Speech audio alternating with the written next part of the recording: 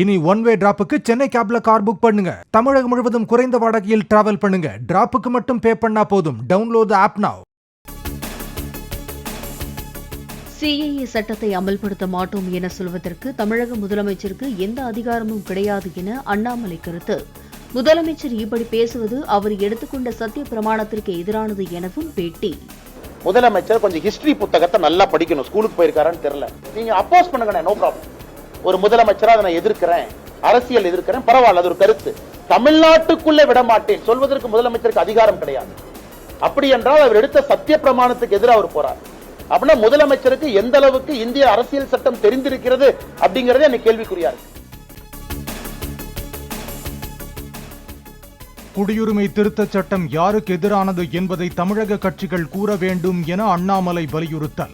குடியுரிமை திருத்தச் சட்டம் என்றால் என்னவென்றே தெரியாமல் சில தமிழக கட்சிகள் கருத்து சொல்வதாகவும் குற்றச்சாட்டு. இன்னைக்கு எங்களுடைய கேள்வி யாருக்கு எதிரானது என்பதை எதிர்க்கட்சி நண்பர்கள் சொல்லணும். குறிப்பாக தமிழகத்தில் இருக்கக்கூடிய கட்சிகள், ஐயோ நாங்க அதுக்கு எதிரினா யாருக்கு நீங்க எதிரி? இதுல எந்த சட்டம் இந்தியாவில் இருக்கக்கூடிய இஸ்லாமியர்களுக்கு குடியுரிமை பறிக்க போகின்றது என்று எந்த வார்த்தை சொல்லுது?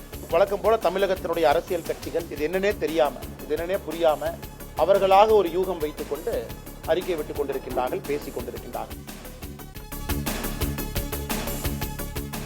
சிஏஏ குடியுரிமை கொடுக்கும் சட்டம் தானே தவிர பறிக்கும் சட்டம் அல்ல என அண்ணாமலை கருத்து. மதத்தால் வாய்ப்புகள் மறுக்கப்பட்டு இந்தியாவிற்குள் வந்துள்ள 3 நாடுகளில் சிறுபான்மையினராக இருப்பவர்களுக்கு சிஏஏ மூலம் குடியுரிமை வழங்கப்படுவதாக விளக்கம். தேசத்தின் முன்னேற்றத்திற்காகவே வளர்ச்சி திட்டங்களை நிறைவேற்றி வருவதாகவும் தேர்தலில் வெற்றி பெறுவதற்காக அல்ல என்றும் பிரதமர் நரேந்திர மோடி பேச்சு. கடந்த 2 மாதங்களில் 11 லட்சம் கோடி ரூபாய் மதிப்புள்ள திட்டங்களை தொடங்கி வைத்தும் புதிய திட்டங்களுக்கு அடிக்கல் நாட்டியும் உள்ளதாக பெருமிதம். குடியுரிமை திருத்தச் சட்டம் தமிழ்நாட்டில் நடைமுறைப்படுத்தப்படாது என முதலமைச்சர் ஸ்டாலின் அறிவிப்பு. முற்றிலும் தேவையற்ற சிஏஏ சட்டம் ரத்து செய்யப்பட வேண்டும் என்றும் வலியுறுத்தல். போதைப்பொருள் புழக்கத்தை கட்டுப்படுத்தாமல் மாநில காவல்துறை அதிகாரிகள் கும்பகர்ணன் போல் தூங்குவதாக இபிஎஸ் குற்றச்சாட்டு. ஜாஃபர் சாதிக்கிற்கு முதலமைச்சர் குடும்பத்துடன் உள்ள உறவு குறித்தும் காவல்துறை அதிகாரிகளுடன் இருக்கும் நெருக்கம் குறித்தும் விசாரிக்க வேண்டும் எனவும் வலியுறுத்தல். மாநிலத்தில் இருக்கின்ற காவல்துறை அதிகாரிகள் கும்பகர்ணன் போல் தூங்கிக் கொண்டு இருப்பது வேதனை அளிக்கின்றது. எவ்வளவு கோடி மதிப்புள்ள போதைப் பொருட்கள் தமிழகத்திலிருந்து மத்திய போதைப்பொருள் தடுப்பு பிரிவு அதிகாரிகள் கண்டுபிடித்திருக்கிறார் சொன்னால் தமிழகத்தின் காவல்துறை என்ன செய்து கொண்டிருக்கின்றது? தமிழகத்தில் குடியேறியுள்ள இலங்கை தமிழர்களுக்கும் இந்திய குடியுரிமை வழங்க இபிஎஸ் வலியுறுத்தல். சிறுபான்மையினருக்கு எதிராக சிஏஏவை அமல்படுத்த மத்திய அரசு நினைத்தால் அதிமுக அதனை ஒருபோதும் அனுமதிக்காது எனவும் பேட்டி. இந்த குடியுரிமை சட்டத்தை வருகின்ற பொழுது இன்றைக்கு நம்முடைய இலங்கையிலிருந்து அங்கே பல்வேறு இன்னலுக்கும் துன்பத்துக்கும் ஆளாகப்பட்டு தமிழகத்தில் குடியேறிய அவர்களுக்கும் இந்த குடியுரிமை சட்டத்தில் சேர்க்கப்பட்டு குடியுரிமை வழங்க வேண்டும் என்பது எங்களுடைய ஆணித்தரமான கேள்வி. இன்றைக்கு நான் சொல்றேன், சட்டமன்றத்தில் தெளிவுபடுத்தியிருக்கிறேன். தமிழகத்தில் இருக்கின்ற எந்த ஒரு சிறுபான்மை மக்கள் பாதிக்கப்பட்டாலும் அதற்கு நாங்கள் எதிர்ப்போம், முறியடிப்போம், துணை இருப்போம்.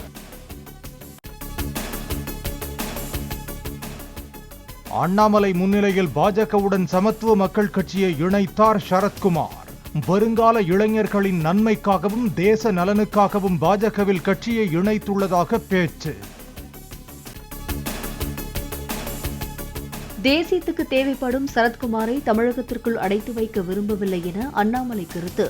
நேர்மையானவர்கள் ஆட்சிக்கு வர அச்சாரமிடும் வகையில் மிக முக்கியமான முடிவை எடுத்திருப்பதாக பாராட்டு. எவ்வளவு கடினமான ஒரு முடிவை இந்த நேரத்தில் நீங்க எடுத்திருக்கிறீங்கன்னா பொறுப்பு எங்களுக்கு இருக்குது. அதனால் சரத்குமார் அவர்களை நாங்கள் ஏதோ தமிழகத்துல அடைத்து வைக்க விரும்பவில்லை. அதுதான் நான் பேசினா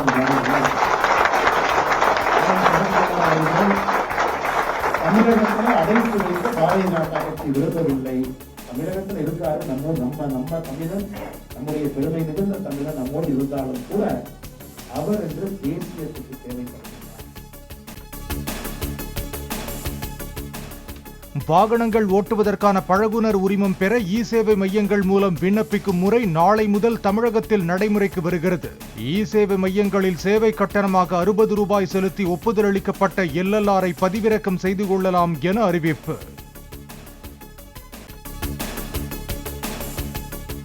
மக்களவை தேர்தலில் பிரேமலதா கேட்கும் மக்களவை தொகுதிகளை வழங்க பாஜக தரப்பில் தயாராக இருப்பதாக தகவல். ஒரு தொகுதியிலாவது தேமுதிக வெற்றி பெற்றால் மாநிலங்களவை சீட் பெற்றுக் கொள்ளலாம் என பாஜக நிபந்தனை விதித்ததாகவும் தகவல். சிஏஏ சட்டத்தின் கீழ் இந்திய குடியுரிமை பெற விண்ணப்பிக்கும் முறையை வெளியிட்டது மத்திய அரசு. தற்போது இணையதளம் மூலமாகவும் விரைவில் பிரத்யேக செயலி மூலமாகவும் விண்ணப்பங்களை பெற நடவடிக்கை. பாகிஸ்தான், பங்களாதேஷ், ஆப்கானிலிருந்து டிசம்பர் 31, 2014க்கு முன் இந்தியாவிற்குள் நுழைந்தவர்கள் குடியுரிமை பெற தகுதியானவர்கள் என அறிவிப்பு. மேற்கண்ட நாடுகளில் மத சிறுபான்மையினரான இந்து, கிறிஸ்துவர்கள், சீக்கியர்கள், ஜெயின், பௌத்தர்கள், பார்சிகளுக்கு இந்திய குடியுரிமை பெற சட்டத்தில் வழிவகை. மத நம்பிக்கைகளை புண்படுத்தும் நோக்கில் சனாதனம் குறித்து அமைச்சர் உதயநிதி பேசியதாக அளிக்கப்பட்ட புகார் தொடர்பான வழக்கு ஏப்ரல் 1ஆம் தேதியன்று ஆஜராகி விளக்கமளிக்க பீகாரின் அர்ரா மாவட்ட தலைமை குற்றவியல் நீதிமன்றம் உத்தரவு. 2000 கோடி ரூபாய் மதிப்புள்ள போதைப்பொருள் கடத்தல் வழக்கில் கைது செய்யப்பட்ட ஜாஃபர் சாதிக் சகோதரர்களுக்கு என்சிபி லுக் அவுட் நோட்டீஸ். தலைமறைவாக உள்ள ஜாஃபர் சாதிக் சகோதரர்கள் மைதீன், சலீம் ஆகியோர் வெளிநாட்டிற்கு தப்பிச் செல்வதை தடுக்கும் வகையில் நடவடிக்கை. கோபி மஞ்சூரியனில் புற்றுநோயை உண்டாக்கும் நிறமூட்டிகள் கலக்கப்படுவதால் கர்நாடகாவில் விற்பனை தடை எதிரொலி. தமிழகத்தில் உணவகங்களில் ஆய்வு செய்ய துறை அதிகாரிகளுக்கு உணவு பாதுகாப்புத்துறை ஆணையர் உத்தரவு. பழனி அடிவாரத்தில் காலாவதியான பஞ்சாமிர்தத்தை கேன்களில் கொண்டு சென்ற தேவஸ்தான வாகனம் சிறைபிடிப்பு. பழனி முருகன் கோவிலில் காலாவதியான பஞ்சாமிர்தம் விற்பனை செய்யப்பட்டதா என பக்தர்கள், சமூக ஆர்வலர்கள் கேள்வி. ஹரியானாவின் புதிய முதலமைச்சராக பதவியேற்றுக் கொண்டார் நயாப் சிங் சைனி. கூட்டணி முறிவால் ஏற்பட்ட நெருக்கடியை அடுத்து மனோகர்லால் கட்டார் பதவி விலகியதைத் தொடர்ந்து சுயேட்சைகள் ஆதரவுடன் ஆட்சி. மக்களவைத் தேர்தலுக்கான 2ஆம் கட்ட வேட்பாளர்கள் பட்டியலை வெளியிட்டது காங்கிரஸ். 43 வேட்பாளர்கள் கொண்ட பட்டியலில் அஸ்ஸாம், மத்திய பிரதேசம், ராஜஸ்தான் மாநிலங்களுக்கான வேட்பாளர்கள் அறிவிப்பு. இந்திய குடியரசுத் தலைவர் திரௌபதி முர்முவுக்கு கௌரவ டாக்டர் பட்டம் வழங்கியது மொரீஷியஸ் பல்கலைக்கழகம்.